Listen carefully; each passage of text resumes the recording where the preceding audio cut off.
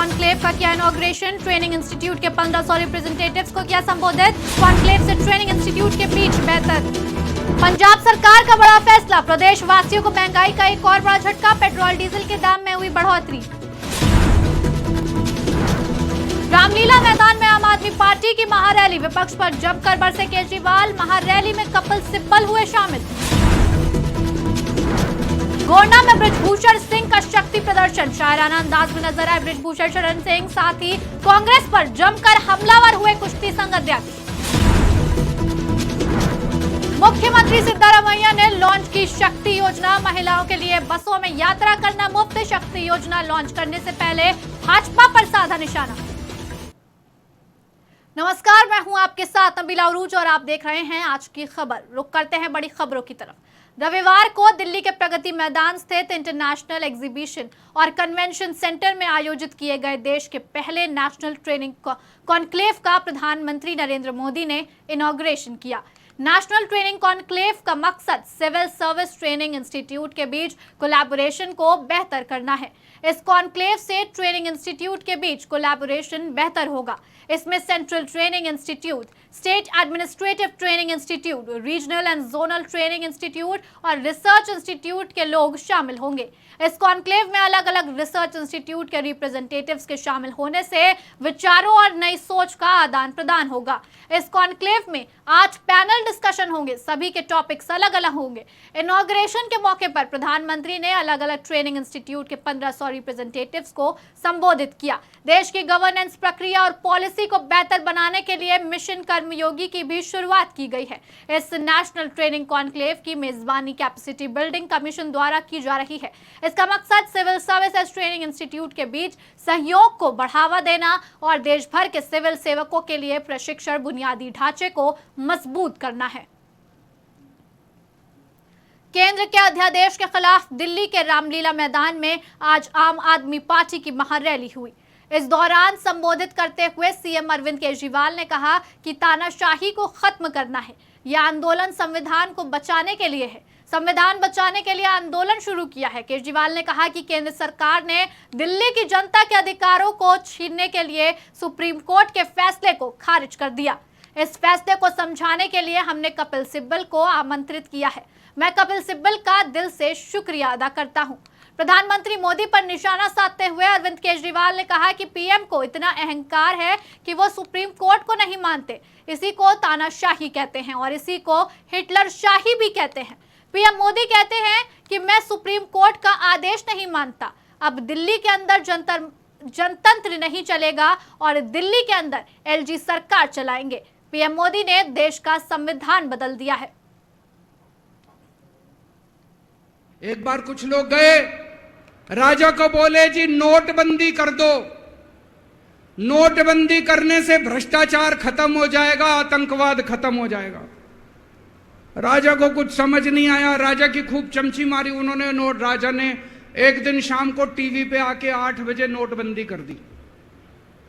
पूरे देश का बेड़ा गर्क हो गया दोस्तों। लंबी लंबी बैंकों के सामने लाइनें लग गई, कई लोग मर गए, दुकानें बंद हो गई, रोजगार बंद हो गए, बड़ी बड़ी इंडस्ट्री बंद हो गई, पूरे देश का बेड़ा गर्क हो गया। फिर एक दिन कोई आके बोला जी 2000 का नोट ले आओ। राजा 2000 का नोट ले आया। 4 साल बाद कुछ लोग आके बोले जी 2000 का नोट बंद कर दो। राजा ने 2000 का नोट बंद कर दिया। राजा को अक्ल तो थी नहीं, बेवकूफ था, अनपढ़ था। कभी 2000 का नोट चालू करता था, कभी 2000 का नोट बंद करता था। एक बार कुछ लोग गए राजा को बोले जी नोटबंदी कर दो, नोटबंदी करने से भ्रष्टाचार खत्म हो जाएगा, आतंकवाद खत्म हो जाएगा। राजा को कुछ समझ नहीं आया, राजा की खूब चमची मारी उन्होंने। राजा ने एक दिन शाम को टीवी पे आके 8 बजे नोटबंदी कर दी। पूरे देश का बेड़ा गर्क हो गया दोस्तों।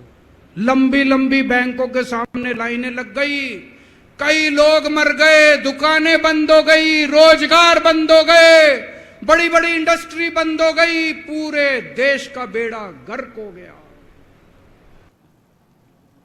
महिला पहलवानों की ओर से लगाए गए यौन उत्पीड़न के आरोपों के बीच भारतीय कुश्ती महासंघ के पूर्व अध्यक्ष और बीजेपी सांसद ने उत्तर प्रदेश के गोंडा में एक मेगा रैली को संबोधित किया। इस दौरान उन्होंने अपने ऊपर लगे आरोपों पर खुलकर कुछ नहीं बोला, लेकिन इशारों में बहुत कुछ कहा। गोंडा में शक्ति प्रदर्शन करते हुए ब्रजभूषण शरण सिंह का शायराना अंदाज दिखा।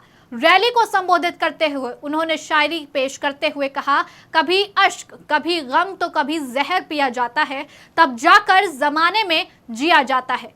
ये मिला मुझको मोहब्बत का सिला, बेवफा कहकर मुझको याद किया जाता है। इसको रुसवाई कहे या शोहरत, अपनी दबे होठों से मेरा नाम लिया जाता है। आज के अंदाज में नजर आए ब्रजभूषण सिंह, आप भी देखिए। मैंने कहा अश्क, गम और कभी जहर पिया जाता है, जब कभी जाके जमाने में दिया जाता है। ये मिला मुझको जमाने से मोहब्बत का सिला, बेवफा कह के मुझे याद किया जाता है।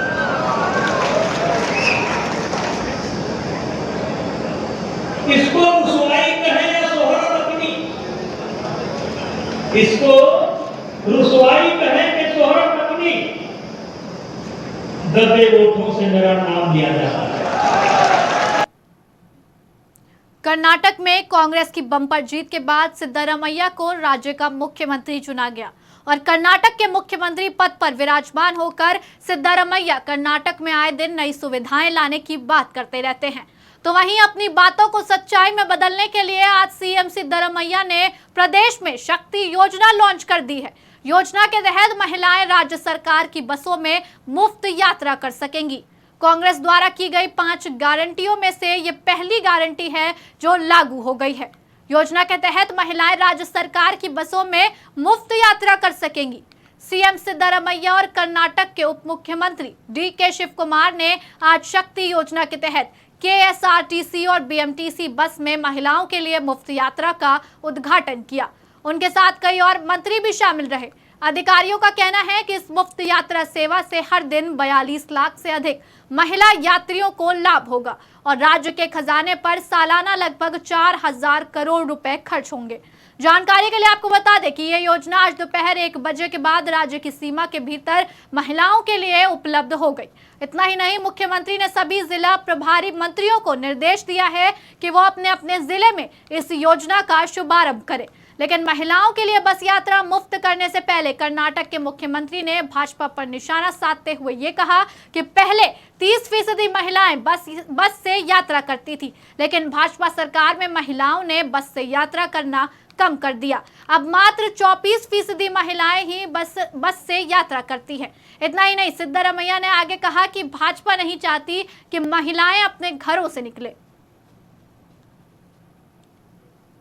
पंजाब सरकार ने बड़ा फैसला लेते हुए पेट्रोल डीजल पर लगने वाला वैट बढ़ा दिया है। इसका मतलब है कि अब पंजाब के लोगों को 1 लीटर पेट्रोल के बदले ज्यादा कीमत देनी होगी। वहीं डीजल के दामों में भी इजाफा हुआ है। अब राज्य में 1 लीटर पेट्रोल की कीमत 98.65 रुपए हो गई है। वहीं डीजल की कीमत 88.95 रुपए प्रति लीटर हो चुकी है। पंजाब सरकार ने यह फैसला ऐसे समय में लिया है जब पिछले साल से ही पेट्रोल और डीजल के दाम में कोई बदलाव नहीं हुआ है। अप्रैल 2022 से ही पेट्रोल और डीजल के दाम स्थिर बने हुए हैं। नई दिल्ली समेत सभी महानगरों में इसके दाम में कोई बदलाव नहीं हुआ है। पेट्रोल वैट दर में करीब 1.8% की बढ़ोतरी की गई है। इससे पेट्रोल पर प्रति लीटर 92 पैसे महंगा किया गया है। वहीं डीजल वैट दर में 1.13% बढ़ा है। इसमें 90 पैसे प्रति लीटर की बढ़ोतरी हुई है। रात 12 बजे से बढ़ी हुई कीमतें लागू हो चुकी हैं। पेट्रोल डीजल पर वैट लगाने की मंजूरी मानसा में कैबिनेट बैठक के दौरान दी गई है। हालांकि अभी तक आम आदमी पार्टी की सरकार ने इस पर कोई प्रतिक्रिया नहीं दी है।